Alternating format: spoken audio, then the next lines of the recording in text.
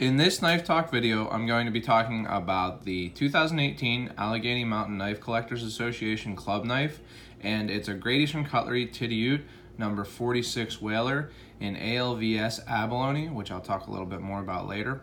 And it is just a striking knife, so really cool. And first I thought I'd talk about the Allegheny Mountain Knife Collectors Association, or the Allegheny Mountain Knife Club, a little bit to start.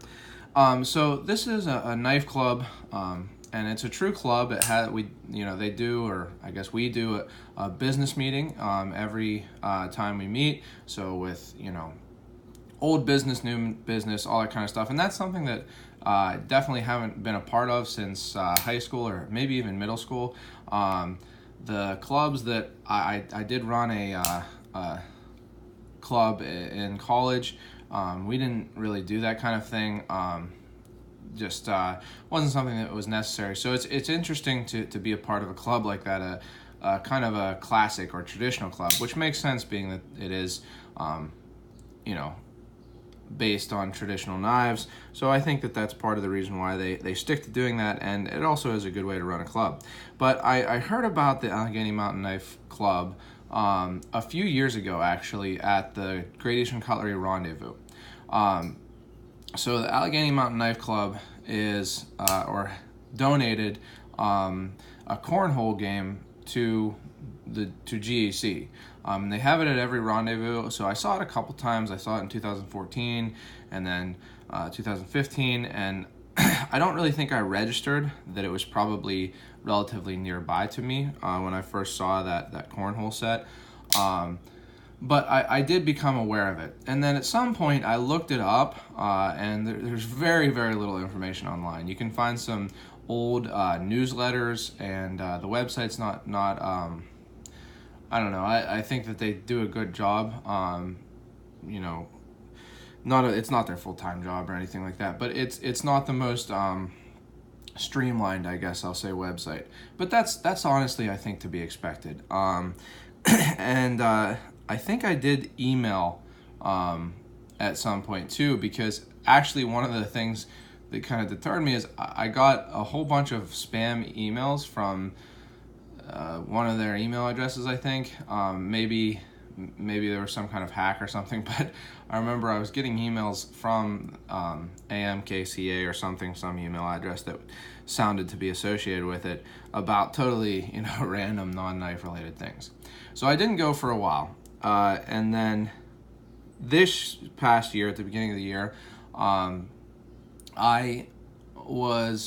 was a thread on Blade forums where someone was talking about knife clubs, and it kind of made me recall that this Allegheny Mountain Knife Club existed. So I looked it up again, and then I messaged on Facebook, which was the better way to go. So if you are interested in coming to this, message on Facebook. That's the way to go, I think, or call.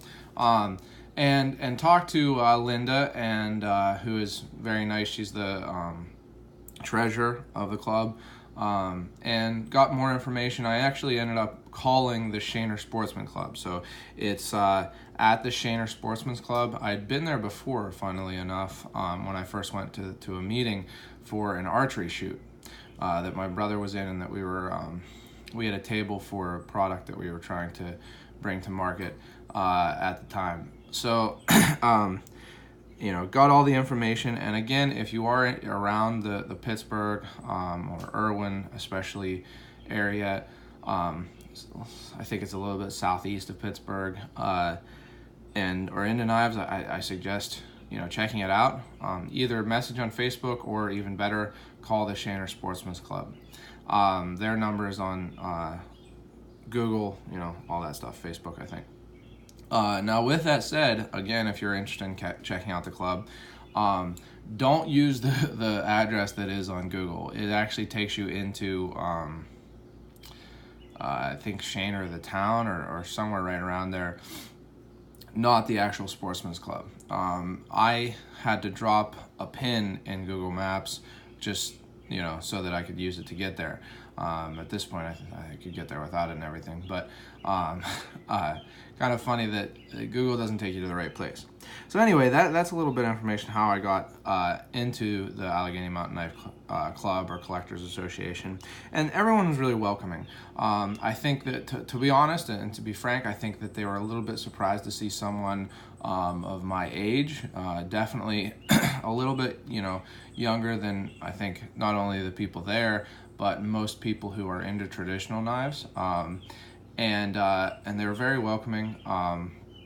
Everyone was nice. A lot of really great knives. Even the first meeting that I went to, and everyone was willing to show their knives, their collections to me, and discuss mine. Just I thought it was a good time. It was interesting to there's a lot of knowledgeable people there. Really kind of heavy hitters in the collector world. I think there's some people who really are some of the drivers of companies like Queen while it existed, and even Great Eastern Cutlery, from the consumer standpoint. But so I was really I thought it was a good experience, and I decided to go back. I became a member and everything. Then this knife was also, I was interested in this knife. Now, I think that they had a few people who joined the club just to get this knife and haven't come back since. And I think that they kind of thought I might have been one of those people, but I wasn't. I was, and am really interested in the club itself. And I think I appreciate getting to talk to all the very knowledgeable collectors and such, just as much, well, actually a lot more than this knife as a, material thing and everything.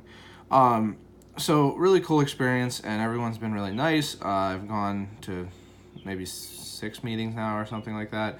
I don't know. They're once a month, first Sunday of every month. So that's a little bit about the Allegheny Mountain Knife Club or Knife Collectors Association. So they ordered this knife for their 2018 club knife, and it's a heck of a knife. It's ALVS Abalone. So they pretty much, they have good connections with Great Eastern Cutlery. I think that they both speak with and actually hang out with Bill Howard relatively often. I think some of them go to camp or hunting camp or something with him. So they ordered these in this ALVS Abalone, and then they originally were going to get the Bear Shield, which is a shield specific to the Allegheny Mountain Knife Collectors Association. You can see it if you go to their website. It's a cool shield, but I actually really like this shield. Great Eastern Cutlery said that they didn't want to do the Bear Shield because they weren't sure about cutting the hole in the abalone for it. Now I'm not sure exactly how this is less difficult, but I think maybe they just decided to go with it. And then it's serialized. They ordered 20 of them, ended up getting 20 plus one second or store model that they're going to raffle off. And then it also has the AMKCA 2018 blade edge, which is nice looking. It's a kind of a cool blade edge. So the ordering process from my standpoint, aside from actually ordering it from GEC, was really easy. Basically, I just said I wanted one. I actually paid up front for it, and really I don't want to get into it too much, but because it's a club knife, pretty inexpensive, I think, for what it is. More expensive than the other versions of this knife from the recent run, but for such a unique, very cool knife, I think that it was extremely fairly priced. But I didn't get the knife for a while because, like I said, I prepaid for it, and then they didn't finish them for a while, and then I actually had to miss one of the meetings for my fiance and I went home for her birthday, so I didn't get it when everyone else did. So I finally got it this past Sunday, and man, is it a stunning knife. That's the first thing. When you take it out of the tube, it's just kind of really hits you. That is a really big, really nice looking piece of abalone, and same goes for the other side. I really like the pink tones in this side, and I kind of think this dark area is pretty cool too.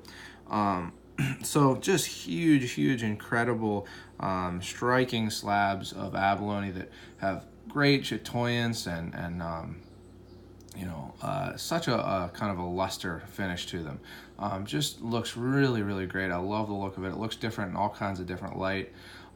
Such a cool handle material. And it is made really well. The muscle bone 46 whaler that I got is was, I don't have it anymore, was really strong on the pull, particularly the secondary. So this one, I actually haven't been able to pinch it too much. I think it's because I've been keeping it really oiled. But the main blade, I'd say maybe even a 6. Really not that strong of a pull at all. So, good snap, as you can see, open, and then close once you get it closer to the close position there. So really nice. Not super smooth yet, to be honest, but I don't really plan to use this knife that much, so it'll probably take a while to break in from just opening and closing it. You can see that there's a tiny little bit of blade rub there, and that's just because when you do open this secondary, you kind of have to push on it to get your thumbnail in there, especially I had to cut my thumbnail. But the nice thing about it is this pen secondary has just a world of difference. It's so much easier to open than the muscle bone one that I had. You can see that it took basically no effort. As long as you get your thumbnail in there, you're going to be able to open this knife, I think. Especially if you're used to Great Eastern cutlery knives. It has great snap, so it almost gets to a point and then you push it past it and it snaps, really snaps closed. And let's see, I'd say it's probably a 7 on the pull, but the muscle bone one I had was like a 9, so like pretty much unusable. And I really did want to keep that knife because I have a number 45 lumberjack, which is basically the main blade comes out of this end rather than this end, in muscle bone, or actually Pioneer muscle bone, from the 2016 Rendezvous. That was a parts knife they did a few of.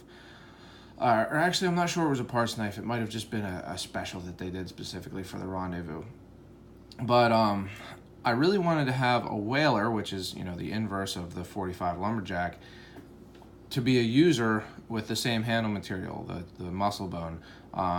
But I just didn't think I was going to be able to use it. It just had too strong of a pull, and I didn't want to fight with it every time I tried to, take it out of my pocket and use it. So I ended up letting go of it. I wish I still had it to compare to this one, to show how much different the pull is, but I don't. And I also wish I had my 45 lumberjack to show, how the different blades look and stuff, because this spear point blade, as I talked about in my video on the other whaler I had, is different than the main blade on the 45 lumberjack. But I don't have it because it was digging basically the area just below the plunge line on the tang right here was very rough, and started to dig more and more into the liners to the point where I basically couldn't open it or close it. Actually, I had to really force it shut. It's been at GEC for a while to have that issue fixed, coming up on maybe 7 weeks, I think, maybe a little bit less. I don't know, I'm not that good at judging time, especially when I want something in a hurry. But along with 2 other knives, I have a 65 Ben Hogan and a 43 Oregon Trapper there to have blade wrap sharpened out. But I really wish I had it to compare to, but it's still at GEC. I actually plan to call them today. I sent a few emails recently, haven't heard back, but I've had good service from them on other issues I've had. And specifically, I want to talk about this Abalone next, and on it, I'm going to compare it to the 2017 Rendezvous knife. So I'm going to go grab that real quick.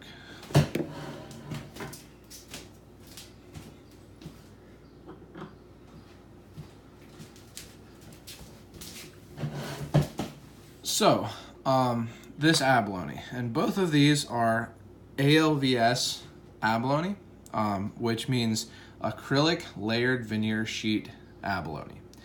And basically what that means is that there is a layer of sheets of abalone. So Abalone is usually pretty small. It's not the biggest. It's not going to cover this much handle material. So they have to put several different sheets of it together, and then over top of that, they put an acrylic veneer. So a coating of clear acrylic to cover the abalone to make it stronger, so that it's not going to be cracking and things like that, and so that you can still see it and appreciate the great shine and colors and everything. This is the same. This is the same handle material on the 2017 Rendezvous knife. This is a 38 special pattern, but really cool handle material. One that, to be honest, I really wish I had gotten the, there was an 09 Esquire and a 16 Canoe that was available at Blue Creek Cutlery for a long time a while back, and I really wish that I had picked both of those up, but I just wasn't sure about the handle material then. There was actually a red Abalone Esquire. Both of these are green Abalone. But a really cool handle material. Now, one thing I want to mention with this one, this is one of the knives that I have sent to GEC and gotten good service with. It had some weird bubbles forming in the acrylic part of the handle, and it looked really bad, and I decided to send it in, and they fixed it. They basically, I think, just sanded and polished it, but they actually said that they thought, or Bill Howard thought, that it might have been from the fact that I was using mineral oil on it, and that there is some moisture and also some impurities in mineral oil, which surprised me because I started using mineral oil as a replacement for frog lube, which I found gummed up and didn't really work well for knives, really. I mean, it worked fine keeping rust away, but didn't look good and didn't make them function well and stuff like that after a while. I started using mineral oil because Charlie Campagna said that that's what he uses at one of the rendezvous that I was at. So I was really surprised to hear that the GEC thought that was the reason why it had that issue, and actually they suggested just using WD-40. So some people on blade forums kind of questioned that because they said that there are some not abrasives, but something like that. I'm forgetting what the word is right now, but things that could actually cause damage to the blade. But GEC, every time I've taken the tour, they soak their knives as part of the finishing process in an oil, and every time I've taken the tour, they say that it's pretty much a WD-40 type oil. So I mean, if that's what they're using, that's what I'm using, and I definitely don't want to have the same issue on this knife that I had on this one. So I'm just going to make sure I only use WD-40, and I'm going to try to keep it off of the handle itself, actually. So just some thoughts on this abalone. I think it's super cool stuff. It looks great on both of these knives.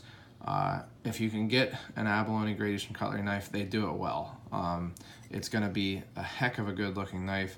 Unfortunately, because both of these are kind of collector pieces, I'm not planning to use them all that much, and I really would like to have a Great Eastern Cutlery knife in abalone that I don't have some reason to not carry and use it. But I'm really happy with this knife, but there is one small little issue, and I don't even know if you're going to be able to see it, but yep, you can kind of see it there when the light is right. Right here, it looks like it almost got hit by sandpaper, or after it had already been polished, something a little bit more abrasive or higher or lower grit hit it right there. So you can see where there's some scratches on the bolster, and then again, I'm not sure you'll be able to see it, but there are some scratches also right here, kind of corresponding with that spot on the cover, on the acrylic.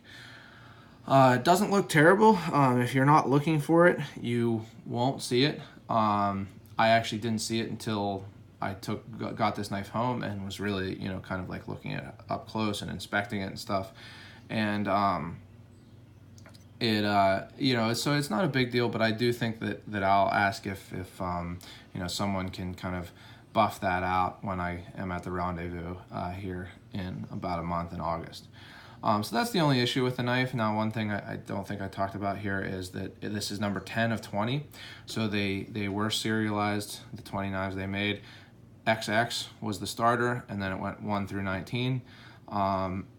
And they draw like, random draw. I got number 10, so kind of cool there. I like even numbers, or numbers that make sense, I guess. So 10 of 20 sounds good to me.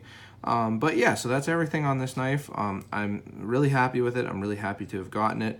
I think that it looks really good. Ooh, one cool thing I just noticed, if you look, first of all, you can see that this is clear. You can see that it's just clear acrylic through there. You can actually see both the pins for the handle and spring, but you can even see the shield pin. So that's actually pretty cool. I just noticed that while I was doing this. So pretty cool that you can see all those pins, and especially the shield pin there. But really unique, really interesting knife that I'm happy to have gotten, and one that's definitely going to be a keeper in my collection. So if you've enjoyed this video, don't forget to like it. Also, if you have any questions or comments or anything like that, just leave them below. I always try to answer those if I can. And I've got lots of other videos. I have a 1-minute overview on this knife. I have 1-minute overview and knife talk video on this knife. So if you're interested in these GEC knives or other traditionals or some modern knives, check out my channel. You can subscribe to it so you get notifications when I post new videos. And otherwise, don't forget to go out and do good.